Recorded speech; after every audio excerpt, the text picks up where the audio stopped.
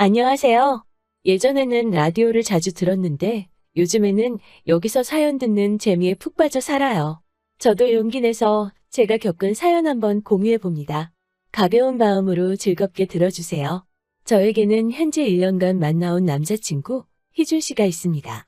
나이는 저보다 4살 많고 현재 모 문화센터에서 수영 강사로 일하고 있어요. 만나게 된 계기는 특별하지 않아요. 제가 그 문화센터의 회원이었거든요. 오래 알고 지낸 사이는 아니지만 성실하고 자상한 사람이지요. 새벽 6시에 수영에 가면 생각보다 나이 지긋하신 어머님들이 많이 오세요.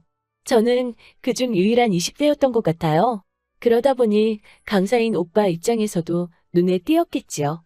처음에는 회원과 강사로서 간단하게 인사 정도만 나누던 사이였는데 어느 순간 보니 따로 연락도 주고 받고 있더라고요.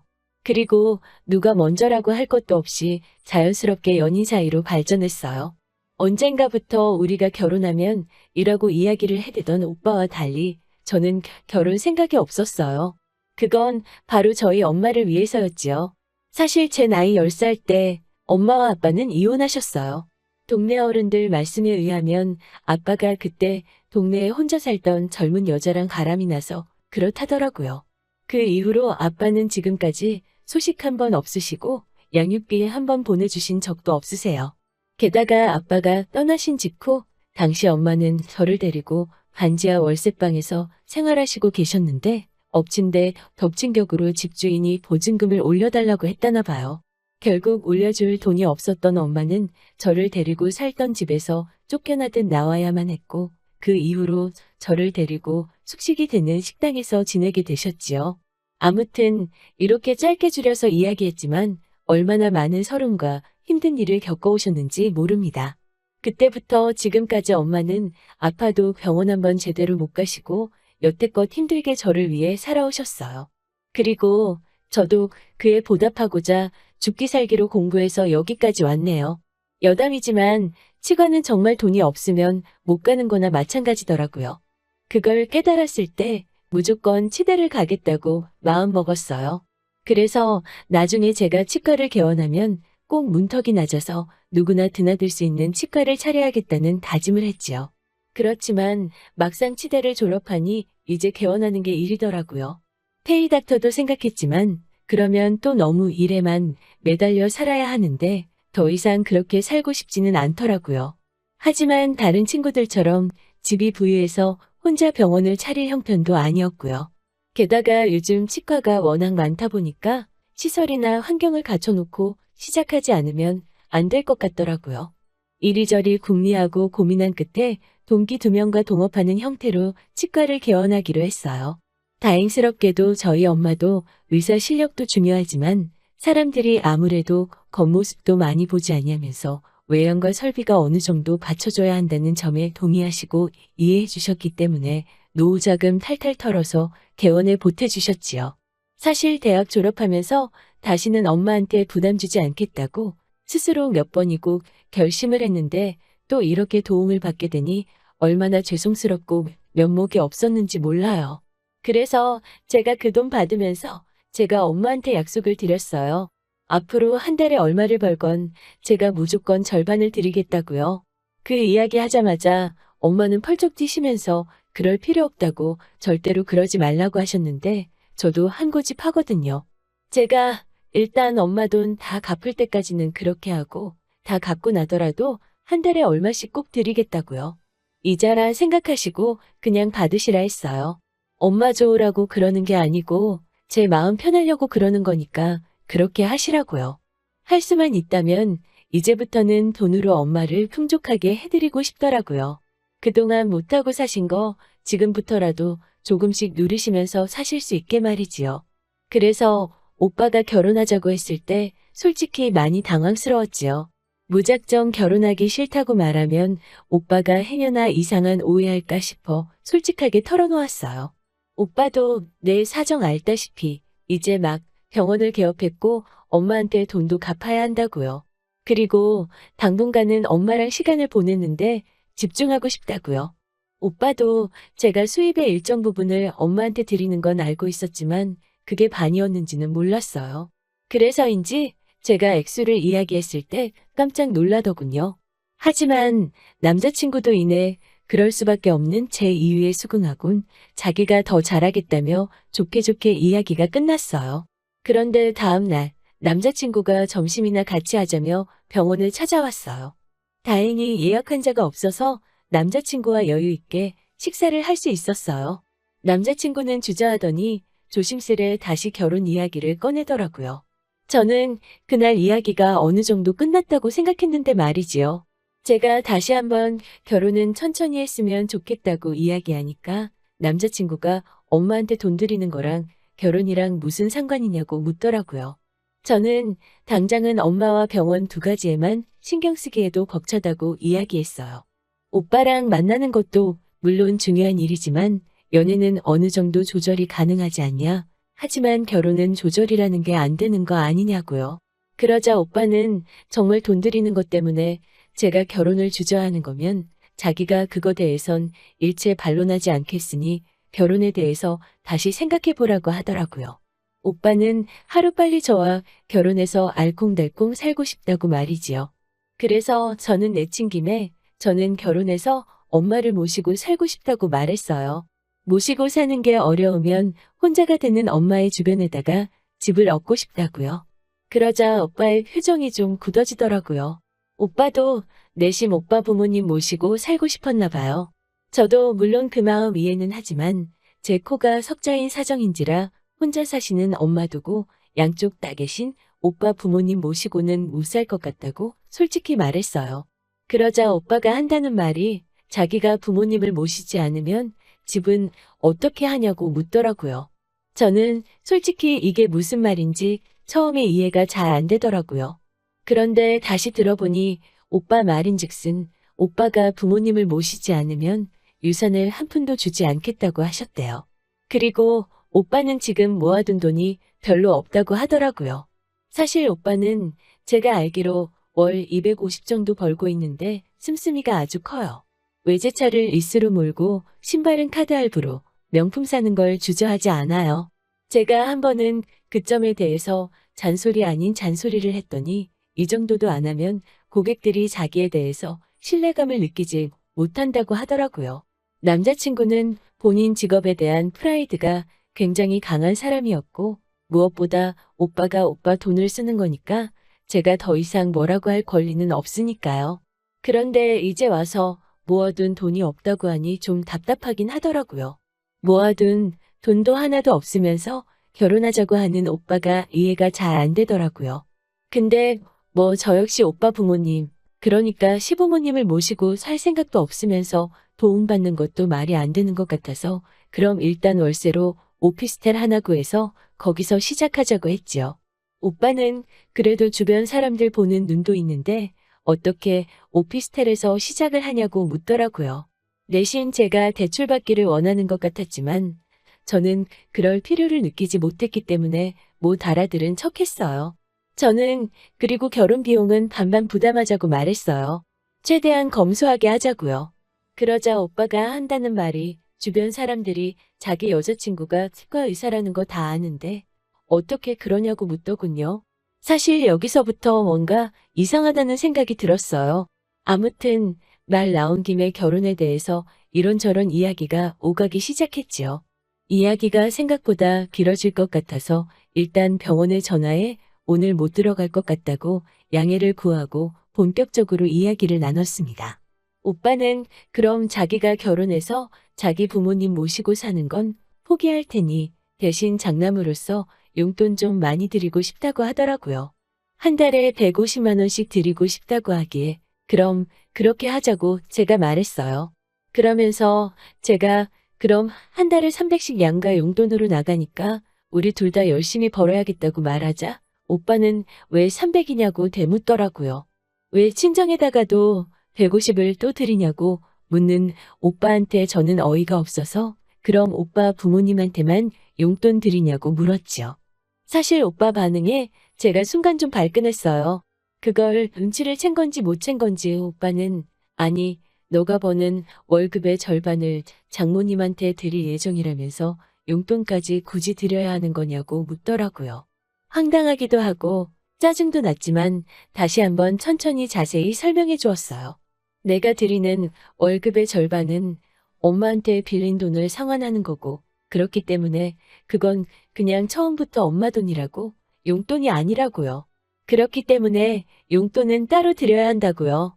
그러자 오빠가 한다는 말이 어차피 월급의 절반을 드리면 혼자서 쓰기 넉넉하실 텐데 아파트 한 채 없이 시작하는 신혼부부가 그렇게까지 챙겨드려야 하냐고 묻더라고요.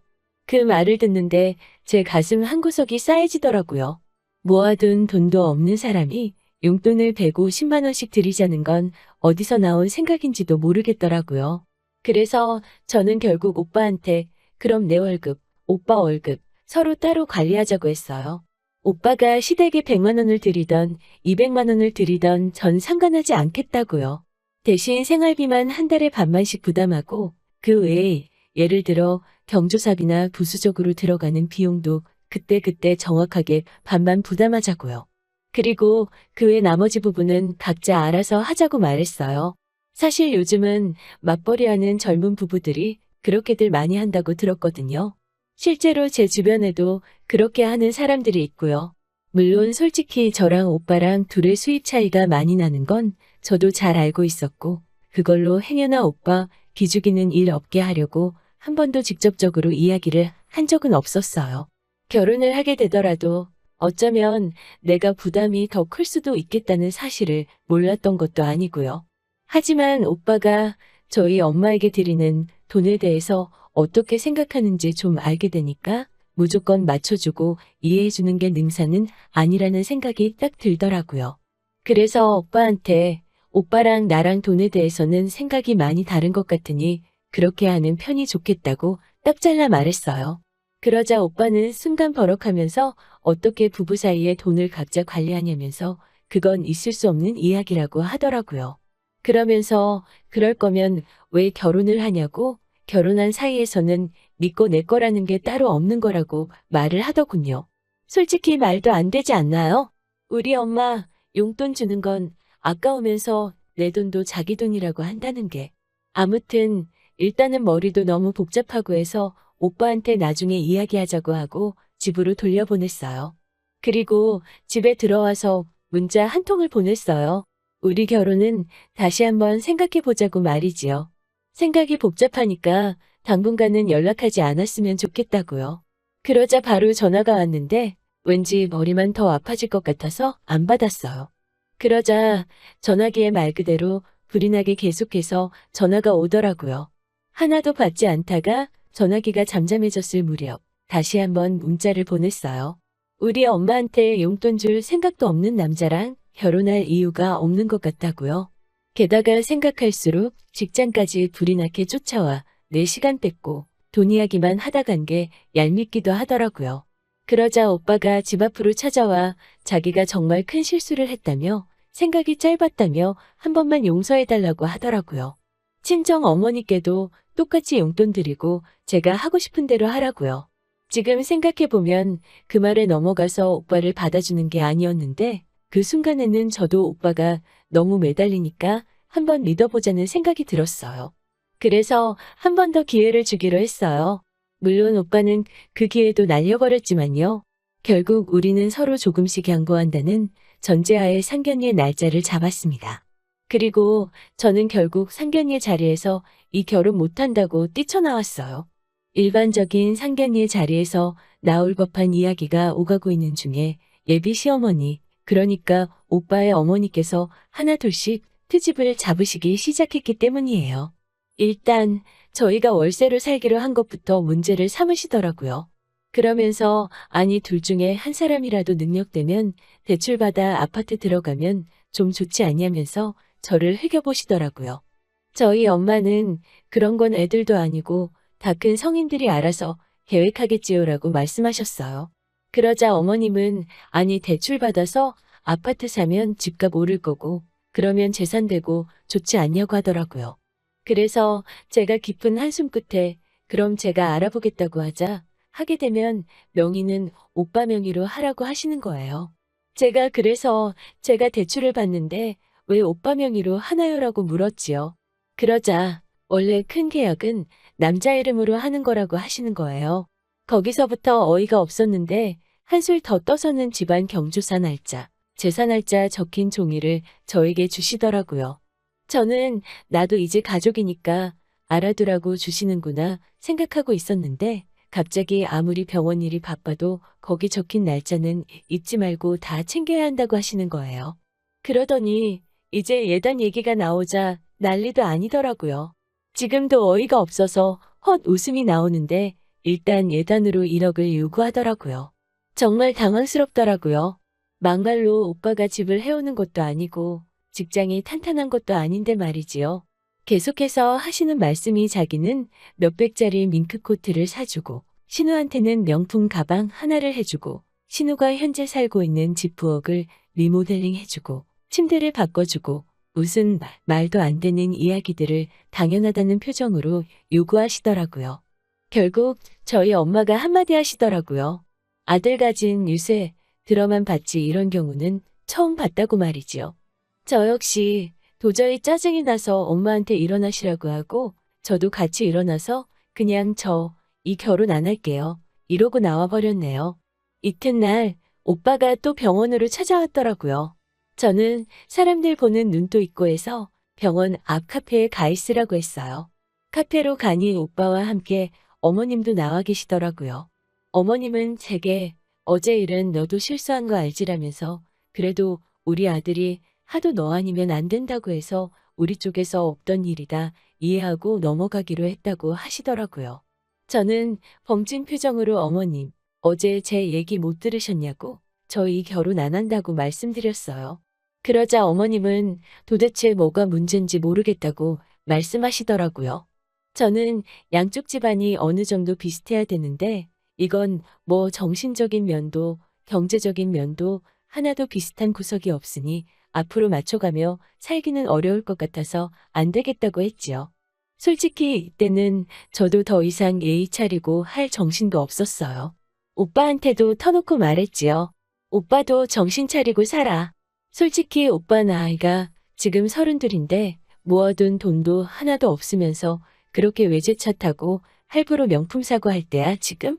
하루빨리 결혼해서 가정 꾸리고 부모님한테 용돈 150씩 드리고 살 거면 정신 차리고 알뜰살뜰하게 살라고 하자. 오빠는 저를 붙잡고는 자긴 나 없으면 못 산다면서 다 제가 하자는 대로 할 테니 제발 한 번만 기회를 달라고 하더라고요.